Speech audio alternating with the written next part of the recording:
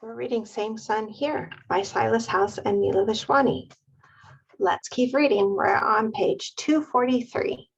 So we're going to read page 243 to 257 today. Okay, 243. Boom. Okay, March 22nd, 2009. Dear River. So we know if it says Dear River, then Mina is writing this letter, and I have an M on the top of my page, so I know that Mina is writing this letter to River. I have a gigantic maths test tomorrow, but I just had to stop by the library and type to you. Thank you so much for your beautiful letter. I felt like I had been up to the rally with you. So she's talking about the protest. You're a really good friend to Mark and a really good friend to the mountains. And you're the bravest boy ever. I'm proud to know you. I hope Mrs. Patel's brother is okay. Because remember, Mrs. Patel was crying. Chandra was crying about our brother. When I picked your letter up from the post office box just now, I saw an interesting old man. I've seen him walking around the neighborhood, but this is the first time I have seen him at the post office. He is Chinese, and he walks with a cane, and he's so bent over that he is always looking at his shoes. Well, I watched him open up his post office box. It took him a long time to twirl the dial, and he had to lean on his cane with one hand before pulling the little door open. Then he looked into the mailbox. There was nothing in there, but he stuck his hand inside and moved it around just to be sure. I felt sad for him, and I wondered who he was waiting to hear from. It made me think how you and I are lucky to have each other.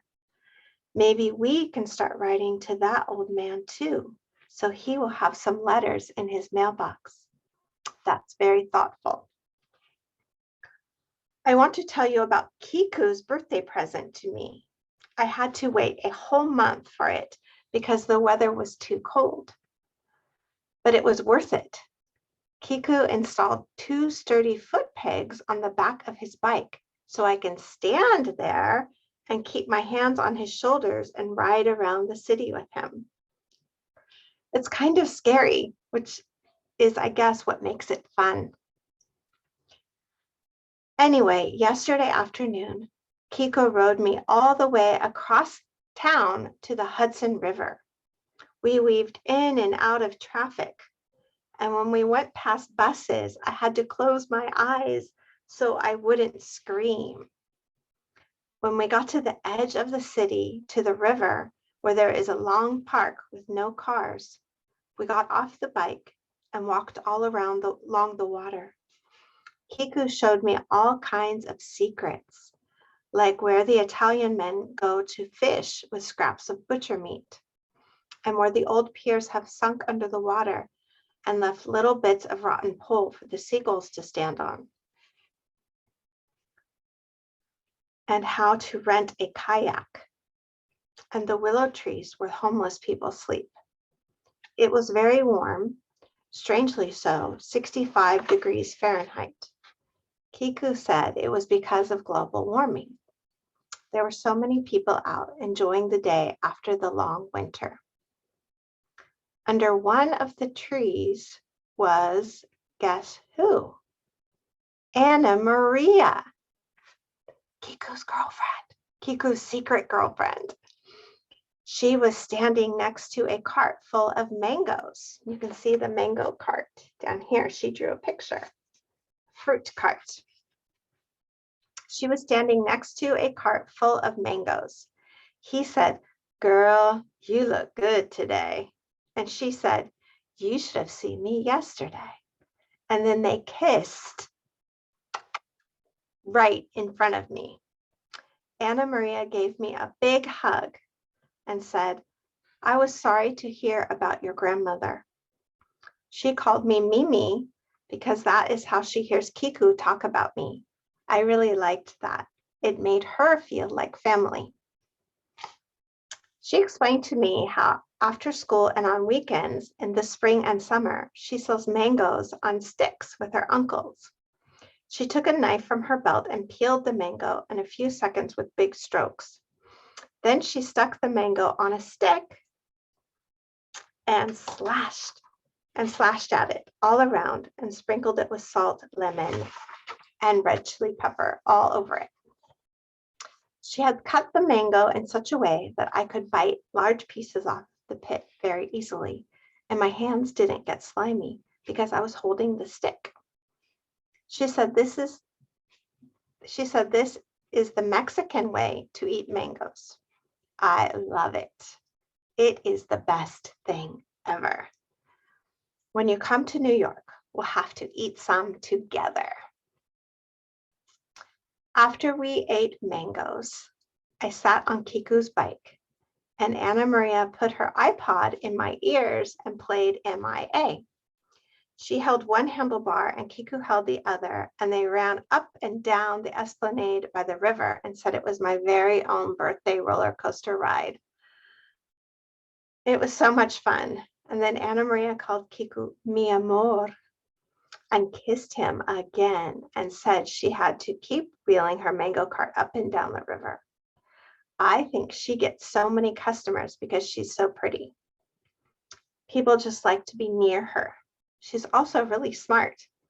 She is the one who helped Kiku with his college essay. He never listens to anybody, but he listens to her. My phone's ringing. Okay, I'm back. Page 246. When I asked Kiku what mi amor means, he got embarrassed and said, nothing, stupid. Tomorrow, I am going to ask Carlos what it means. He speaks Spanish too. Mi amor means my love. So I thought all that was my present, but it turned out there was more. I got up on the bike behind Kiku and he rode me all the way up to George Washington Bridge. We rode a long, long time, 6 whole miles up to 178th Street. We stayed along the river where there aren't any cars, just people biking, jogging, rollerblading, walking their dogs. Usually Kiku is protective of me and doesn't let me do anything that he does. I knew the fact that he was treating me like a friend, not a sister, was part of his present. I couldn't stop laughing, standing behind him on the bike. I probably looked like a crazy person, but I didn't care. The river stretched out, silver to our left. The wind was so strong that Kiku's tears flew back at me. They felt sharp as needles on my cheeks. It was fun to see the bridge getting closer and closer, and then to be right underneath it. When we got off the bike, my legs felt funny, almost like I couldn't walk because I'd been balancing for so long. I followed Kiku down a dirt footpath that led us even farther under the bridge. And there, right in front of us, was a red lighthouse. I'd never seen a lighthouse before. It was the best surprise ever. There was a plaque in front of the lighthouse, and we read all about it. So on the next page, she has a picture of the lighthouse underneath the George Washington Bridge. So Kiku took her to go look at the lighthouse. It was built in 1890, which is very old for America. And there is a children's book about it called The Little Red Lighthouse and the Great Gray Bridge, which was written in 1942. The plaque said in 1951, the city was going to tear down the lighthouse, but a lot of people got very upset, mostly people who loved the book about the lighthouse, and they fought the city and won. So the lighthouse stayed. That made me think of your mama and you and Black Banks. It's nice to think a bunch of people getting together to do something for good, for something they love. Me and Kiku sat by the water. on big cool rocks next to the red lighthouse, the bridge spanning above us. The river made a long swirly circle around the jetty, and there were lots of boats going by. Across the way, there were little hills, almost like Garwal Mountains, but much smaller. Kiku said to me, "I thought this was a place you and Daddy would have gone to together." I felt sad missing Daddy, but I was also happy to be there with Kiku. The river was louder than everything, except the occasional truck on the bridge thumping heavy and loud. No ambulances or garbage trucks or honking horns. No subway. We could hear the sound of cars on the West Side Highway, but somehow it was so far away and mixed with the river's voice that the cars sounded like trees swaying in the forest. I had not seen hills or sat on a big rock in many years. The city, the skyline, looked blue and distant. It made me feel like we are all very small and unimportant. It's just like when you are inside something that you forget that. But when you are outside of it and you look at it from far away, you can see. Kiku says that's called perspective. Kiku said across the river over the bridge was New Jersey, a whole other state. He said he'd ridden his bike over it once and then gone 20 miles into New Jersey to meet Daddy at his restaurant. That's a long way to ride your bicycle. It's a secret that even Mom doesn't know. She would be really mad if she knew Kiku had ridden so far on his bike. He said he skipped school one day, and then he was worried about Mom and went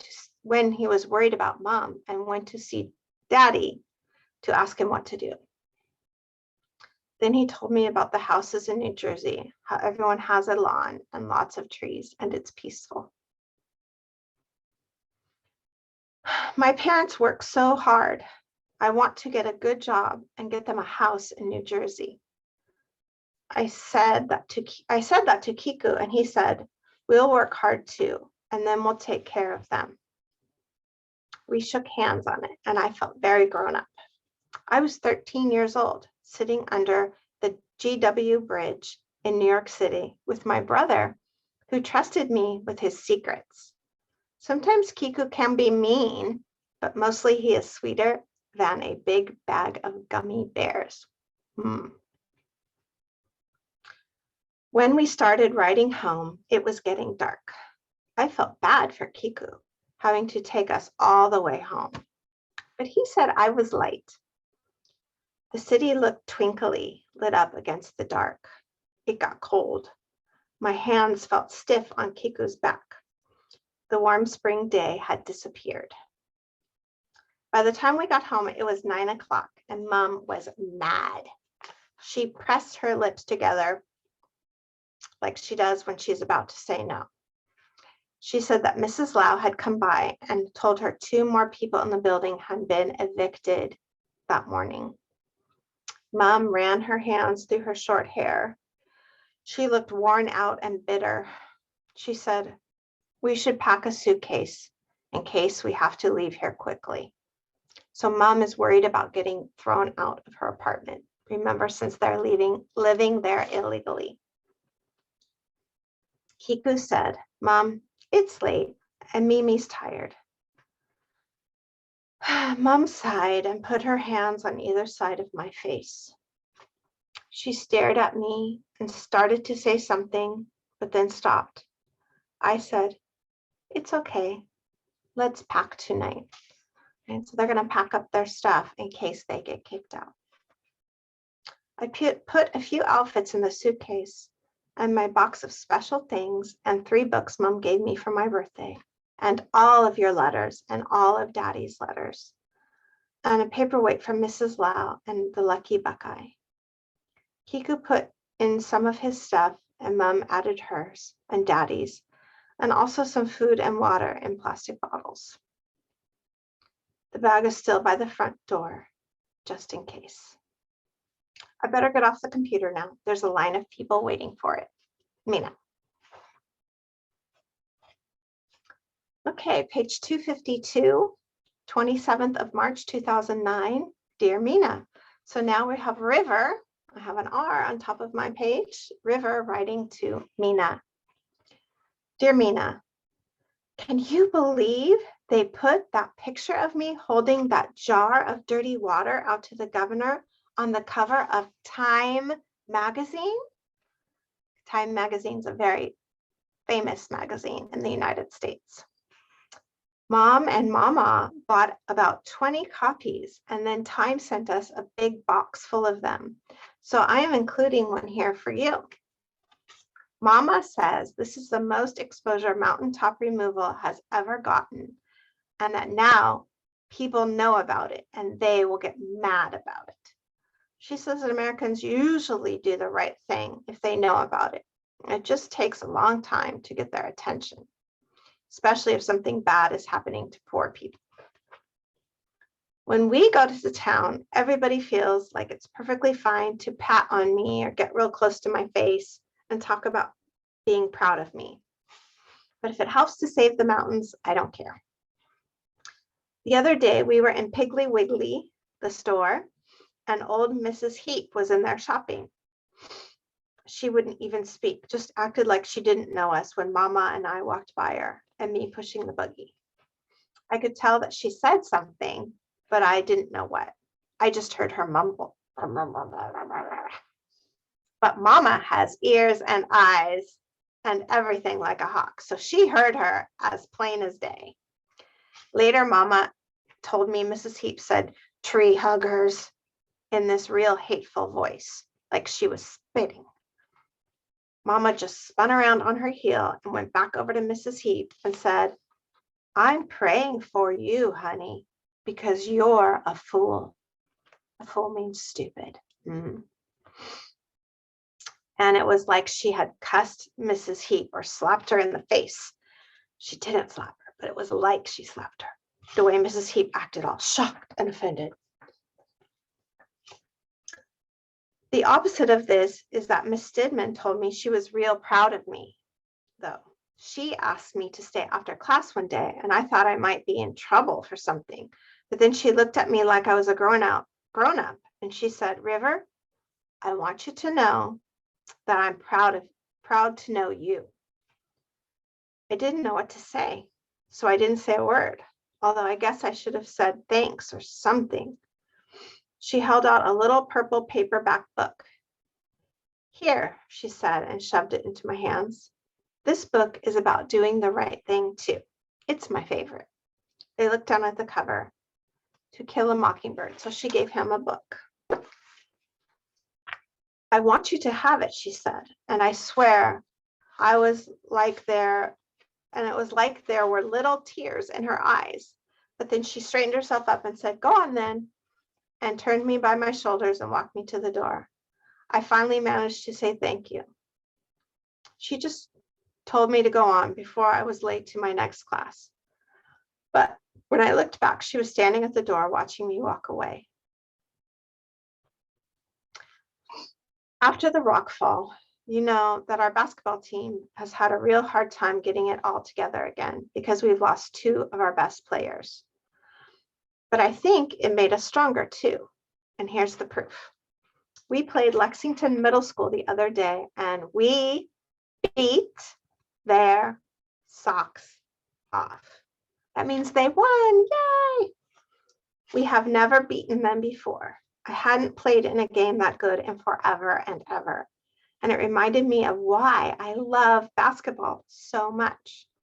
Because it's like flying when you're going down the court, bouncing that ball, zooming in and out of bodies, and sweat running down your forehead and into your eyes, and the crowd chanting from the bleachers, "River, River," and the cheerleaders, yay, shaking their pom-poms and doing the splits, and the announcer's voice a blur on the loudspeaker. And then I'm sailing through the air, taking a big run and jump as I do a bank shot, and whoosh, as the ball slices through the net. Ooh, sounds like a good basketball game. And then I realized that I had put in the winning shot, and the whole crowd was on its feet everyone clapping and people hugging and so happy because we had been the underdogs for so long, always getting beaten by the big city school. And finally, we were the little country school and we were the winners. While everybody else was celebrating, it seemed like the whole crowd, all the noise and all the movement, everything zoomed away, and all my attention went to Mark, who was sitting there on the sidelines with his crutches propped up on the seat next to him. He hasn't gotten his artificial leg yet because they are still making it, especially for him. But he didn't look sad, and he wasn't there out with us. He just looked happy for us. All the other guys were trying to lift me on their shoulders, but instead I said, no, let's go to Mark. And we did. We all went over them and huddled around him and did a big group hug. Oh, yay! I was glad that we didn't lift him up on our shoulders. It wouldn't have seemed right since he lost his leg. Instead, we went down to him, and that felt right. That felt better. I know that some people think that sports are stupid and get too much attention. They probably do get too much attention. I mean, nobody ever has a pep rally for the people on the academic team or the band, and that's not right.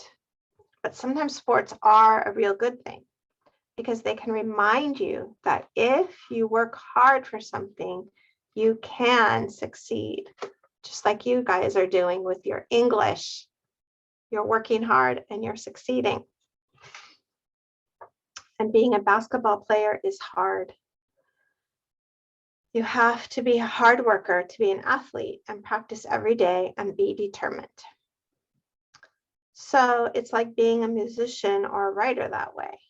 And I know that winning is not everything. That's not what I'm saying. Even though it felt real good to not be losers to Lexington Middle School for once. It felt even better to know that we had played a good, fair game and we had worked hard to do the best we could. And guess what? Even Sam Brock, that big turd I got into a fight with a few months back, remember when he fought with his teammates about mountaintop removal, came over and told me I had done a good job. I thought that was pretty big of him. By the way, I think Kiku's present was pretty much the coolest thing I've ever heard of. He makes me wish I had a brother. Your best friend, River. Okay, good story. See you next time.